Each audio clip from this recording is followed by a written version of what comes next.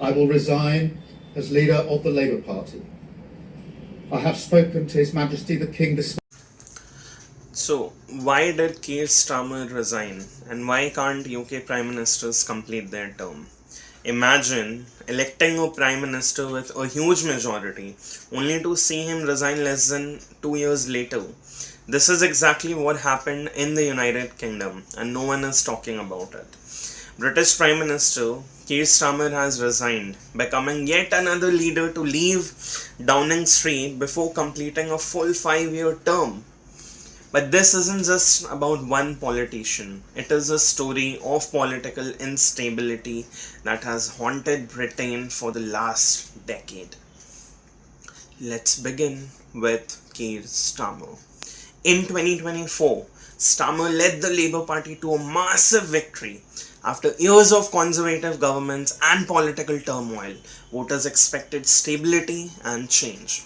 However, things began to unravel quickly.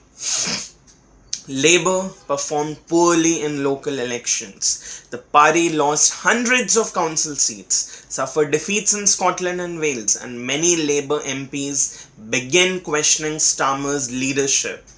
His government faced criticism over slow economic growth, rising living costs, problems in public services, and several controversial appointments. Internal rebellion within his own party grew stronger, while the popularity of Nigel Farage's Reform UK increased. Eventually, senior party members concluded that Starmer was no longer the best person to lead Labour into the next election, forcing him to resign. But here's the bigger question. Why does Britain keep changing prime ministers? The answer starts in 2016. Let's go back. David Cameron resigned after losing the Brexit referendum. Theresa May took over but failed to secure parliamentary approval for her Brexit deal and resigned in 2019. Boris Johnson came to power promising to get Brexit done. He succeeded in talking Britain out of the European Union, but scandals, especially the Partygate controversy, forced him to resign. Then came Liz Truss. Her economic policies caused financial markets to panic, and she resigned after just 45 days, making her the shortest serving Prime Minister in British history. Rishi Sunak became Prime Minister in 2022 but lost the 2024 general election. Keir Starmer then arrived promising stability, yet less than 2 years later he too has stepped down.